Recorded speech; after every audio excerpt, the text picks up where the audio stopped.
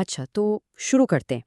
آج ہم ایک چیز سمجھنے والے ہیں جس کا نام ہے partial list squares structural equation modelling یا PLS-SEM۔ اب نام سن کر گھبرانا نہیں ہے، بہت ٹیکنیکل لگتا ہے نا، لیکن اس کو کسی مشکل حساب کتاب کی طرح نہیں دیکھنا۔ بس یہ سمجھیں کہ یہ ایک زبردست ٹول ہے، دنیا کو سمجھنے کا ایک نیا طریقہ ہے۔ جیسے ایک معمار کے پاس اوزار ہوتے ہیں، بس فرق یہ ہے کہ ہم یہاں اینٹ اور گارے سے نہیں بلکہ آئیڈیاز اور تھیوریز سے کچھ بنا رہے ہیں۔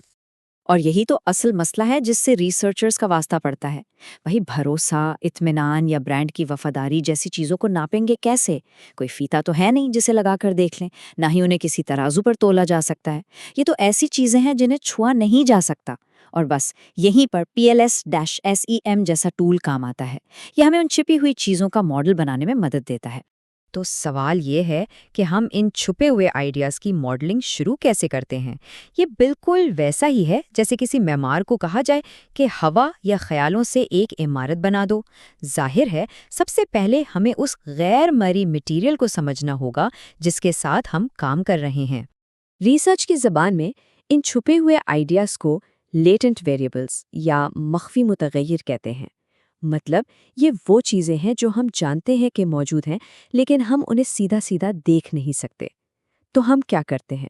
ہم انہیں ایسی چیزوں سے ناپتے ہیں جنہیں دیکھا جا سکتا ہے، جنہیں انڈیکیٹرز کہا جاتا ہے۔ مثال کے طور پر جاب سیٹسفیکشن کو تنخواہ، کام کے ماحول اور ترقی کے مواقع جیسے سوالوں سے ناپا جا سکتا ہے۔ ہمارے ماڈلز میں ان لیٹنٹ ویریبلز کو گول دائروں سے دکھایا جاتا ہے۔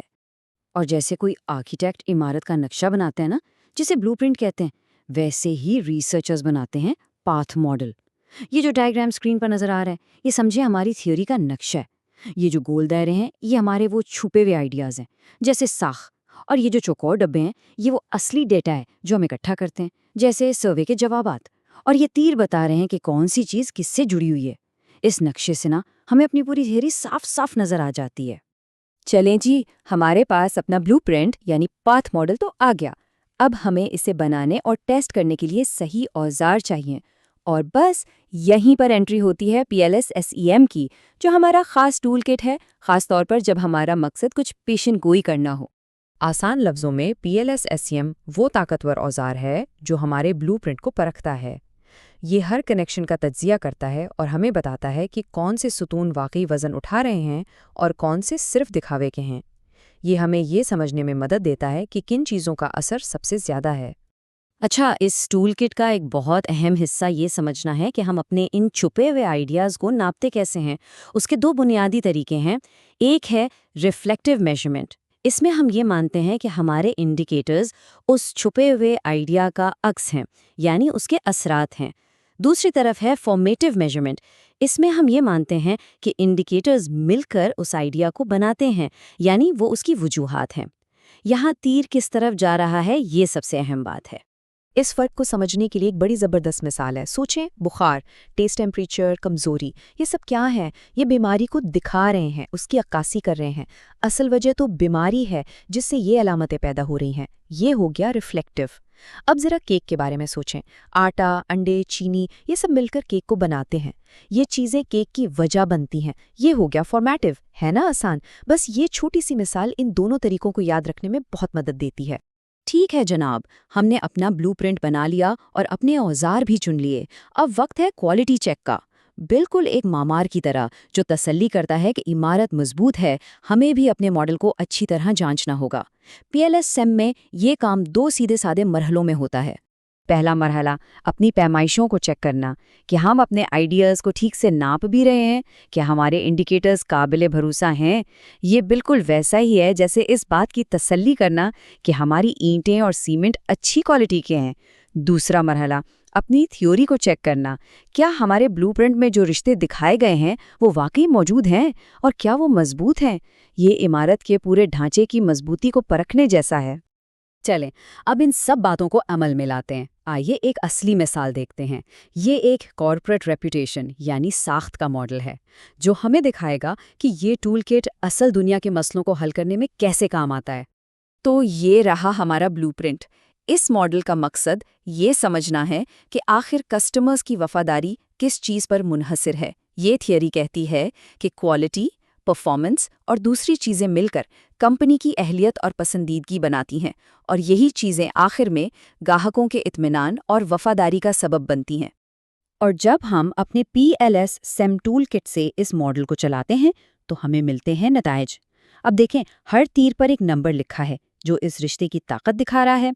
ये नंबर जितना बड़ा होगा, असर उतना ही मजबूत होगा। उससे हमें पता चलता है कि वफादारी तक जाने वाले कौन से रास्ते वाकई काम के हैं। अब जरा इस नंबर को देखें, 56.2%। ये बहुत अहम है। इसका मतलब ये है कि हमारा ये मॉडल कस्टमर लॉयल्टी में आने वाले उतार चढ़ाव का 56.2% हिस्सा समझा देता है। आसान लफ्ज़ों में कहें तो अगर कोई कंपनी ये जानना चाहती है कि उसके ग्राहक वफादार क्यों हैं या क्यों नहीं हैं, तो ये मॉडल आधे से ज़्यादा कहानी बता देता है। और अगर हम ज़रा और गहराई में जाएं तो एक नंबर सबसे अलग चमक रहा है, 0.505। ये क्या है? ये है कस्टमर सेटिस्फैक्शन का कस्टमर लॉयल्टी पर सीधा सीधा असर। यानी इस पूरे मॉडल में ग्राहक की वफादारी को बढ़ाने वाला सबसे ताकतवर अकेला फैक्टर यही है। तो खुलासा क्या निकला? अपने ग्राहकों को खुश रखें और वो आपके साथ रहेंगे। बस इतनी सी बात है। तो आखिरकार ये सारी बात हमें कहाँ लेकर जाती है?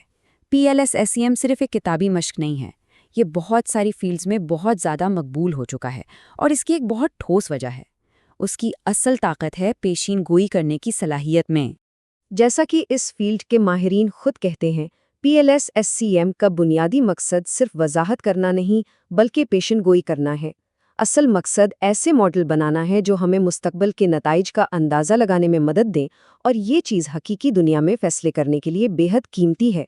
तो खुलासा ये है कि रिसर्चर्स PLS SEM क्यों चुनते हैं? क्योंकि ये मुस्तकबिल की पेशीन गोई के लिए बना है। ये पेचीदा मॉडल से नहीं घबराता, चाहे उसमें कितनी ही चीज़ें क्यों ना हों। ये छोटे और बड़े हर तरह के डेटा के साथ काम कर लेता है, और ये उन केक वाले आइडियाज़ को संभालने में तो माहिर है जिनकी बात हमने पहले की थी। तो ये टूल हमें मजबूर करता है कि हम उन चीज़ों के बारे में सोचें जिन्हें हम देख तो नहीं सकते, लेकिन हम जानते हैं कि वो बहुत अहम हैं। तो जाते जाते मैं एक सवाल छोड़े जाता हूँ। अगर किसी को किसी भी चीज़ का मॉडल बनाने का मौका मिले तो वो कामयाबी, खुशी या फिर किसी नई ईजाद के पीछे छुपे कौन से अवामिल को बेनकाब करना चाहेगा? सोचिए ज़रा, इम्कानात की कोई हद नहीं है।